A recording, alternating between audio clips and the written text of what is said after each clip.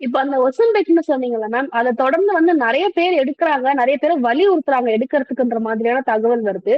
So அது எந்த அளவுக்கு உண்மை? யார் யாரெல்லாம் மேம் எடுக்குறாங்க? ஒசம்பிக்ன்ற ஒரு மாத்திரை சாப்பிடுறது, இந்த கரண் ஜோஹர் எல்லாம் சாப்பிட்டு மூஞ்சி ஒட்டி போயிருக்குமே.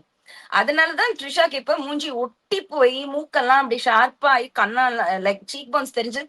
அது ஒசம்பிக் லுக் எப்படின்னா ஒரு ஸ்கெலிட்டன் மேல சதைய விரிச்சு ஒட்டின மாதிரி இருக்கும். அந்த ஒசம்பிக் லுக் 100% த்ரிஷாக்கு வந்துருச்சு. ஏன்னா அவங்களுக்கு ஆல்ரெடி கோமாபிடிட்டிஸ் இருக்குல்ல, ஆல்கஹால் நிறைய ஊறி போன உடம்பு, அது ட்ரக்ஸ் நிறைய கன்சியூம் பண்ண உடம்பு. அதுல ஒசம்பிக் உள்ள போய் தார்மாரா தாண்டவம் ஆடிட்டு இருக்கு. அவங்க மூஞ்சில தெரிய ஆரம்பிச்சிருச்சு. டோட்டலி உண்மைங்க. நிறைய பேர் மேல பிரஷர் இருக்கு அந்த ஒசம்பிக்க கன்சியூம் பண்ணுன்னு சொல்லி. ஏன்னா அது ரொம்ப எக்ஸ்பென்சிவ். அது வந்து வாரத்துல ஒரு இன்ஜெக்ஷன் போடணும். செல்ஃப் இன்ஜெக்ஷனா கூட போட்டுக்கலாம். மாத்திரை ஒண்ணு இருக்கு, அது வந்து ரீப்ளேஸ்மெண்டா சாப்பிடணும். அது basically it's for diabetes, insulin control மாத்திரை. அது ஃபேட்டை கரைச்சு விடும் அப்படின்றதுனால சைடு எஃபெக்ட் இருக்காதுன்னு சொல்லி டாக்டர்ஸ் போய் சொல்லி கொடுக்குற மாத்திரை அது. நான் எத்தனை மாத்திரை நமக்கு சைடு எஃபெக்ட் இருக்காதுன்னு டாக்டர்ஸ் போய் சொல்றாங்க.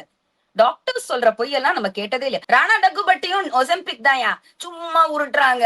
Kidney failure, yes there is kidney failure, because அது ஆல்ரெடி ஆல்கஹால்ல ஊறி போன பாடி. அது மேல நீ ஒசம்பிக் அடிச்சேன்னா பேன்கிரியாஸ் லிவர் பேக்கப்